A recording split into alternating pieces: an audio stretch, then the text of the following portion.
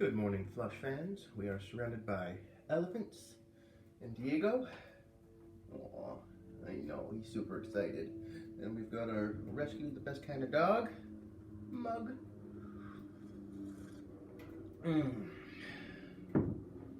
Such a delicious morning. All right. Will Dusty Muleman finally get his comeuppance? Chapter 19.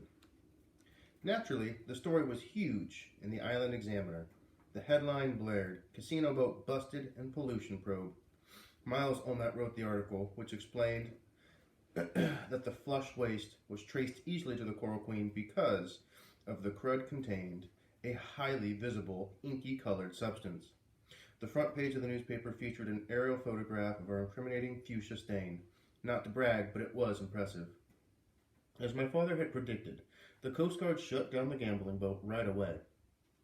Dusty Muleman was not available for comment. Miles Olmert and a couple of other reporters called our house and left messages. They all wanted to interview Dad, now that this whole accusations against Dusty had been proven true. The old Payne Underwood would have eagerly picked up the phone and ranted, but the new Payne Underwood took Donna Underwood's advice and let it ring off the hook. My father didn't need to say anything to the newspaper because everyone in town knew the truth by now. They knew he was right about Dusty after all. The following morning, Grandpa Bobby borrowed Dad's pickup and drove to Miami Beach to surprise Uncle Del and Aunt Sandy. He said they were really happy to see him alive, but after a while they started acting kind of nervous and weird. They were probably freaking out, trying to think of a way to explain how they'd spent all that money that my grandfather had left in the bank box. A day later, he returned to the Keys and stayed with us for a week. One of the neatest times of my life. Even Abby got jazzed. Every night we'd stay up late, listening to the Caribbean adventures.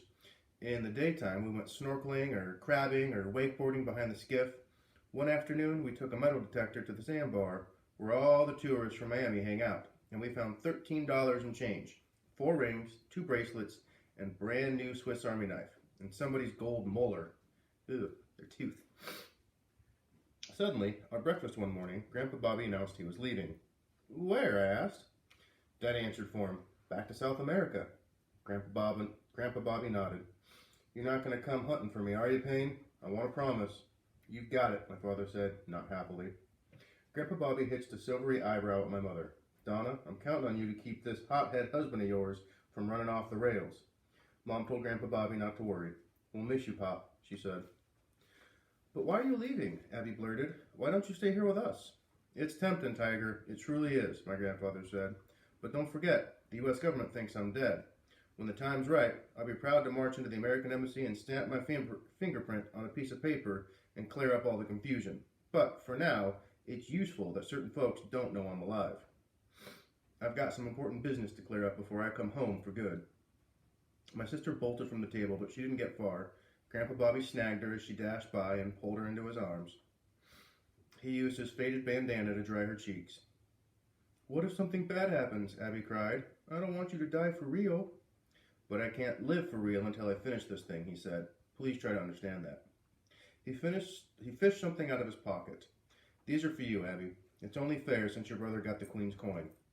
Abby's eyes nearly popped out of her head. Whoa, she said under her breath. We all leaned in for a close look at the 2 green earrings. The stones were small, but the color was brilliant, like reef water. Emeralds, Grandpa Bobby said.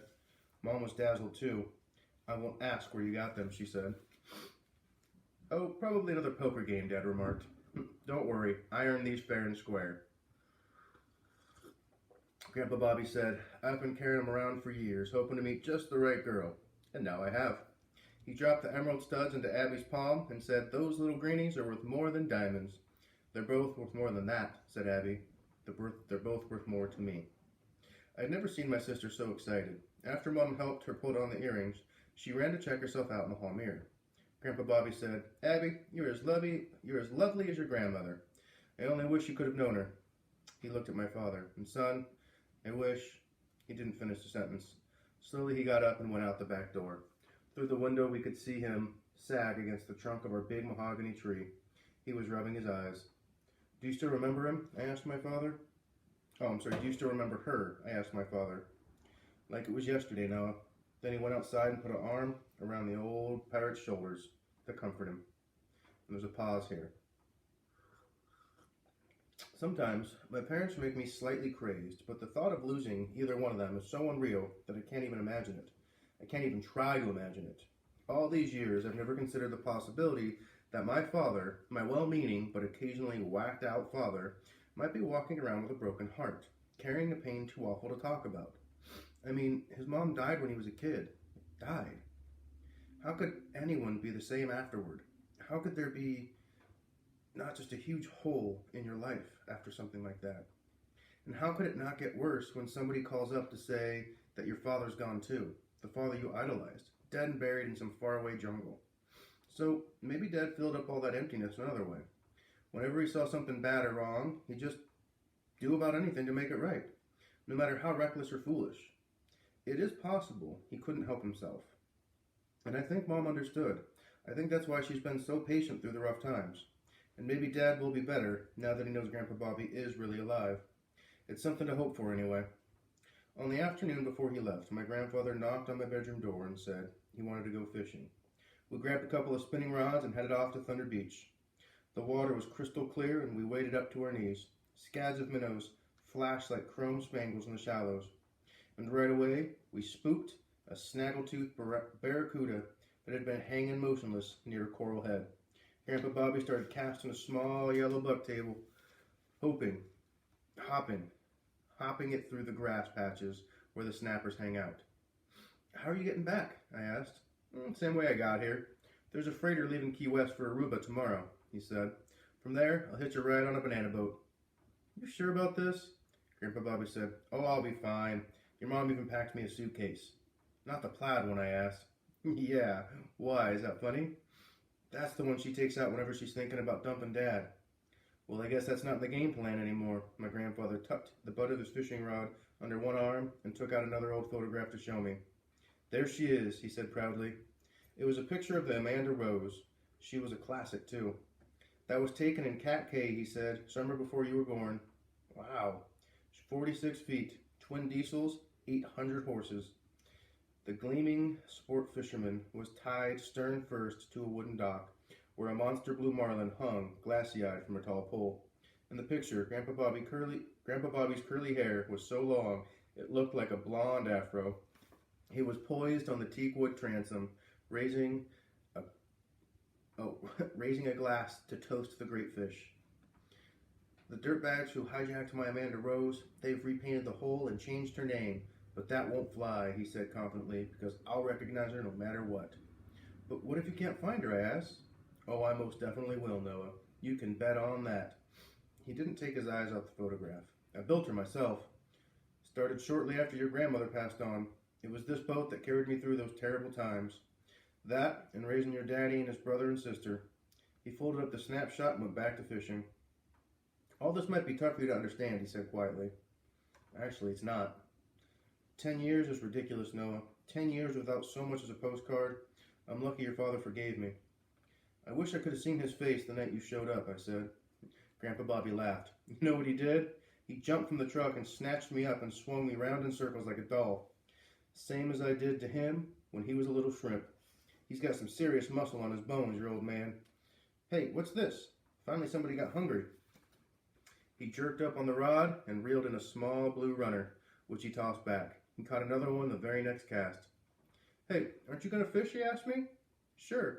I threw my bucktail into the deeper water and started bouncing it along the bottom. How come you're so quiet, he said. Truth was, I felt as bummed out as Abby. I didn't want Grandpa Bobby to go away again. At the same time, I didn't want to make him feel guilty by saying so. He says, you don't believe I'll ever be back, do you? I'm worried, that's all. It was impossible not to worry. The knife scar on his cheek was a pretty strong clue that he, or the men that my grandfather was chasing, were not the best citizens. Whatever else they say about me, champ, I do keep my promises. Yeah, but, hey, are you snagged on a rock? Well, I don't think so. It was a fish.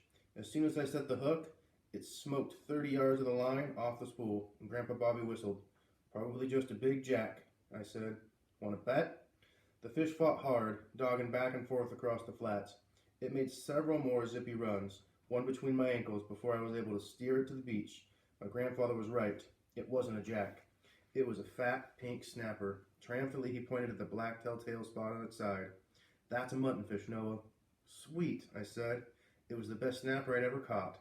How big do you think it is? He smiled. How big do you want it to be? Just the truth, I told him. The truth? 6 pounds, he said. But that's still one huge catch on a bucktail jig from a shoreline.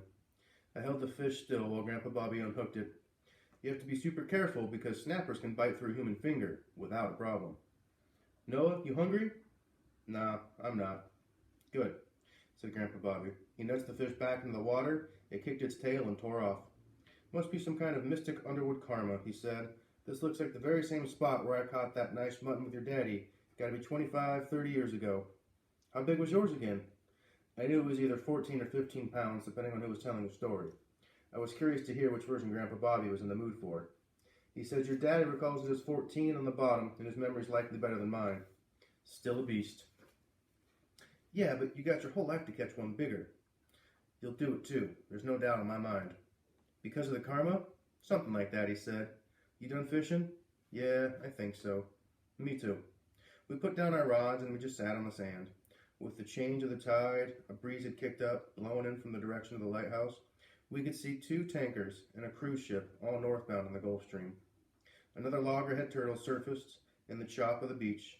It was twice as big and crusty as the one I'd seen with Abby and the Shelley. This time, though, I didn't need to jump in and scare it away. Today, the water looked perfect, the way it was a million years ago, before people started using the ocean as a latrine. Today, it was awesomely pure and bright and totally safe for an old loggerhead to browse the grassy flats, chow down, chill out, and take a snooze. Don't be surprised, Grandpa Bobby said, if one sunny day you're swimming here at the beach, or maybe just taking a stroll with some girl, when a certain magnificent 46-footer comes hauling over that pearly blue horizon with yours truly up in the tuna tower. Thing was, I could picture the moment perfectly in my mind. All I had to do was close my eyes, and there was Robert Lee Underwood streaking across the waves in the Amanda Rose.